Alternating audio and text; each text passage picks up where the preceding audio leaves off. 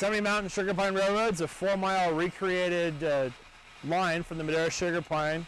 This track used to go 26 miles out that direction, but restored 2 miles down to a loop coming back up over here. We brought a couple of locomotives from the West Side Lumber Company, about 100 miles north here in Tuolumne, and we operate tourist trains every single day throughout our season. Shay number 10 was built in March of 1928. It's 87 years old. It's a superheated Shay locomotive. It's one of 8 narrow gauge 3-truck Shays that are actually in existence. This is the largest narrow gauge Shay that was ever built. And what's interesting about the Shay locomotive is it's got a line shaft along the side. It's got 3 vertical pistons, and it's your first all-wheel drive locomotives. You think of your off-road vehicles that can climb hillsides and everything. The Shay locomotive was designed to do that. It can go around sharp curves, steep grades, uneven track without no problem at all. It's very rare to see one of these locomotives in operation. We have 2 of them here at this railroad. We now have documented on this locomotive, Shay number 10 used to pull log cars just like the one over here on the side. These are the actual log cars it used to pull. 19 to 38 of these cars loaded as high as the locomotive. Now Shay number 10 is sporting a wooden stack on it because the trains that ran in this area were wood-burning locomotives. Shay 10 was built as an oil burner. The 50 inside the shop is also an oil burner. But these engines were very powerful. You know, aside from our trains, which are really the interest that gets a lot of people up here and going through the Sierra National Forest, we also have a gift shop. We have a Thornberry Museum, which is an 1870s homestead cabin. It was built by a family that got to homestead the land if they got to improve it and make and own it. We took apart that cabin, brought it back over here, and inside that museum there's a bunch of artifacts from the Madera Sugar Pine Lumber Company. We also have gold panning, and we have a bookstore that has a lot of railroad titles, but also some interest here in the area. Gold panning is quite popular also. It was something that made California famous. There's gold that's found native in these hillsides, so we show people how to do it here. During our season, we have a train 7 days a week at 11 o'clock, on weekends 11 and 12:30. Some of our busy times, we have a 9:30 train, and then we'll have a 2 o'clock train too. But typically, 7 days a week at 11 o'clock. You know, the Sugar Pine Rail is a self-sufficient, family-run operation. We operate a special use permit with the Sierra National Forest to provide the history and interpretation of not only the railroad and the locomotives, but also the trees here. You learn a lot about it. We get between 30 and 50,000 people a year that come through and visit us. And not only do they come and ride our train and do that, but we also have dinner trains that we do during the summer, where you get to have a barbecue steak dinner, get to do a train ride, ride down to a campfire, and then one very unique thing that not a lot of tourist railroads do is a train ride with a steam locomotive at night, and you get to come back up into the station. It's a 4-mile round trip. The trip takes about an hour in our steam locomotive. Our Jenny rail cars, which are 1928 Ford Model A Fords, they take about 35 minutes for the same exact trip. Just not as fast as a steam locomotive. Not a fast engine, about 10 to 15 miles an hour, but it's a nice pace to go and enjoy the scenery. Ryan, you just walked back to 1928. This is exactly what a steam locomotive will look like. You go to any steam locomotive anywhere across the country, you're going to see the same type of controls that are out here.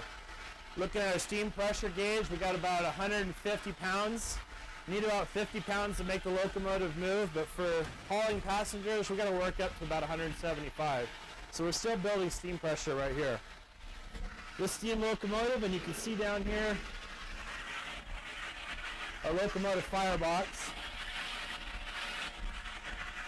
We got oil that's being sprayed in the back of the firebox right there, and it's heating up the water inside the boiler. The boiler probably holds about 2,000 gallons of water, and we've got water glasses on either side here that show us how much water is inside the boiler. You can see it's about half full right now. Yeah, the steam locomotive is a big coffee pot. So what we're doing is we're heating up water.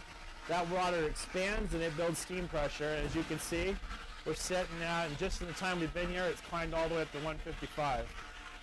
You know, this engine we run all the time, so if the train ran yesterday like this engine did, then it only takes about an hour to get back up to operating pressure.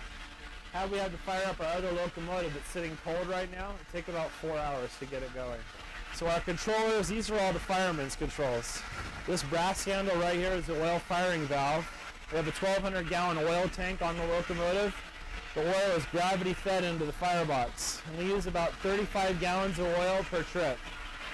The other brass handles that are over here by the door, this allows me to put more water into the boiler. It's manually operated. Open up the water, prime the valve, and then force it with steam into its boiler pressure through a check valve, and we can watch how much water is over here. The other two valves handle my combustion. One over here on the right is a blower. It's kind of like if you have a campfire and you're fanning the fire to give it more oxygen. That's what this does. The other one's an atomizer that mixes steam with the oil so it can combust in the firebox. Two people that operate the engine. We've got a fireman over here and we have the engineer over there. On this side of the locomotive, the engineer's controls. This is what's called the Johnson bar. Right now it's in neutral. If I was to pull the throttle out and put steam into the cylinders, it would blow by the cylinders and not go into position. But if I move this forward and open that out, then it'll make the cylinders go forward or in reverse. Brass handle here is the brake for the locomotive. This is the locomotive and the train. And this one that lumber companies kind of have was a straight air. So they could actually apply a brake to the car and actually have a little bit of a drag and use the train for braking going down the hill. Keep in mind, these are heavy trains with 38 log cars, and you need some extra braking and control. Don't want to rely on just the 84-ton locomotive. Now we've got some air valves over here that watches the brake pressure that the engineer will be evaluating. We have a lubricator over here for our 3 cylinders and our air pump. And everything else that you see with these valves are either always on or always off. Letting the steam on or shutting the steam off at the end of the day. So whistle here, and the other side's our bell cord. Cars were filled up by the single old growth sugar pine tree that had been cut down.